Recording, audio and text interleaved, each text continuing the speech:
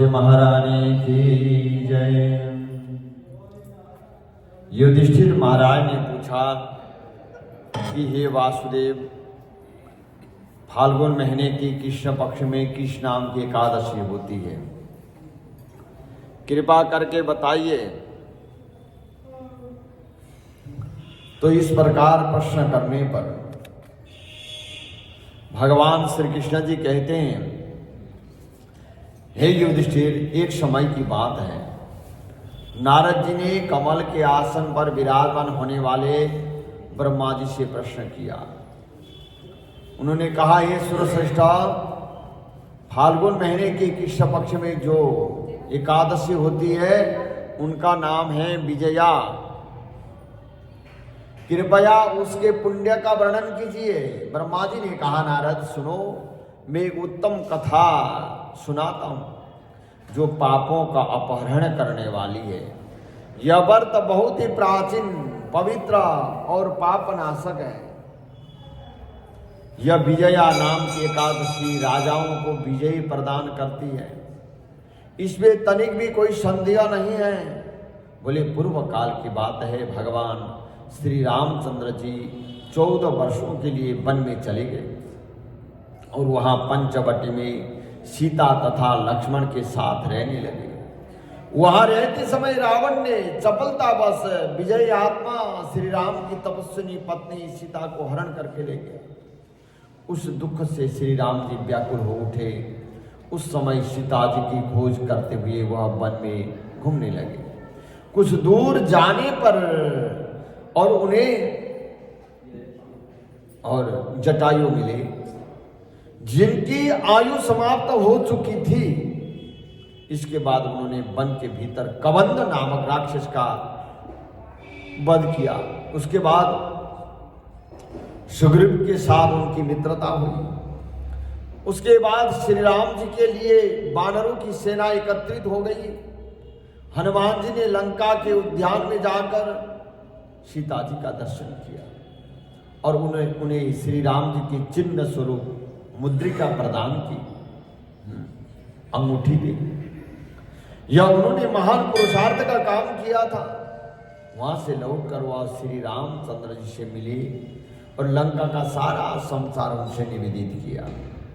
हनुमान जी की बात सुनकर श्री राम जी ने सुग्रीव की अनुमति लेकर लंका को प्रस्थान करने का विचार किया और समुद्र के किनारे पहुंचकर उन्होंने लक्ष्मण से कहा, सुमित्रा नंदन, किस पुण्य से इस समुद्र को पार किया जा सकता है?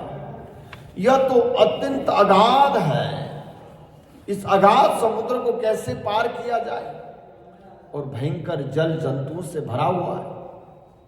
मुझे ऐसा कोई उपाय नहीं दिखाई देता जिससे इसको सुगमता से पार किया जा सके। लक्ष्मण बोले, महाराज, आप ही आदिदेव हैं और पुराण पुरुष पुरुषोत्तम आप हैं। आपसे क्या छिपा है? यहाँ द्वीप के भीतर वकदालव्य नामक मुनि रहते हैं। यहाँ से आधे योजन की दूरी पर उनका आश्रम है। रघुनंदन, उन प्राचीन मुनीश्वर के पास जाकर उन्हीं से इसका उपाय पूछें। लक्ष्मण की यह अत्यंत सुंदर बात सुनकर श्री रामचंद्र जी महामुनि वकदालव्य से मिलने के लिए चले गए। वहां पहुंचकर उन्होंने मस्तक झुकाया, मुनि को प्रणाम किया। मुनि उनको देखते ही पहचान गए कि ये तो पुराण पुरुषोत्तम भगवान श्री राम जी हैं, जो किसी कारणवश मानव शरीर में अवतीर्ण हुए हैं।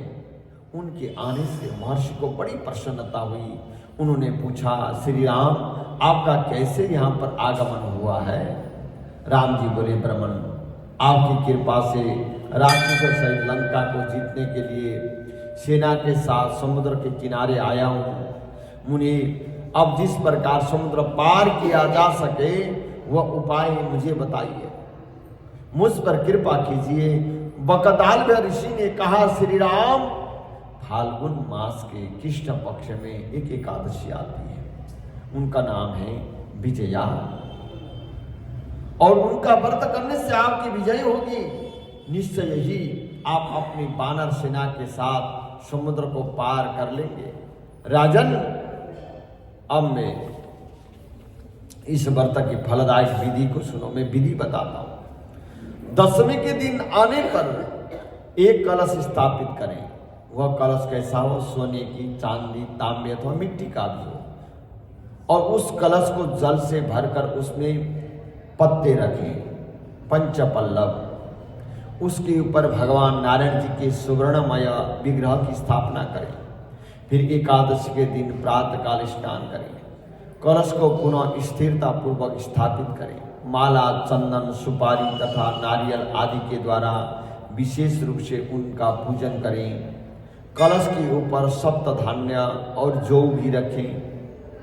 गंधा, धूप, दीप और भांति भांति के नैवेद्य से पूजन करें। कलश के सामने बैठकर वह सारा दिन उत्तम कथा, वार्ता आदि के द्वारा समय व्यतीत करें। और रात्रि में भी वहाँ जागरण करें। अखंड व्रत की सिद्धि के लिए घी का दीपक जलाएं। फिर द्वादशी के दिन सूर्योदय होने पर उस कलश को किसी जलाशय के पास, नदी, झरने या पोखरे के तट पर ले जाकर स्थापित करें और उसकी विधिवत पूजा करके देव प्रतिमा सहित उस कलश को वेद वेत्ता ब्राह्मण के लिए दान कर दें।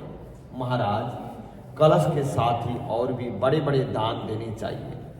श्री राम, आप अपने यूथपतियों के साथ इसी विधि से प्रयत्न पूर्वक विजया का व्रत कीजिए। इससे आपकी विजय होगी। ब्रह्मा जी कहते हैं, नारद, यह सुनकर श्री रामचंद्र जी ने मुनि के कथन अनुसार उस समय विजया एकादशी का व्रत किया। उस व्रत के करने से श्री रामचंद्र जी विजयी हुए। उन्होंने संग्राम में रावण को मारा, लंका पर विजय पाई और सीता को प्राप्त किया। बेटा, जो मनुष्य इस विधि से व्रत करते हैं उन्हें इस लोक में विजय प्राप्त होती है और उनका परलोक भी अक्षय बना रहता है। भगवान श्री कृष्ण जी कहते हैं, युधिष्ठिर महाराज, इस कारण विजया एकादशी का व्रत मनुष्य को अवश्य ही करना चाहिए।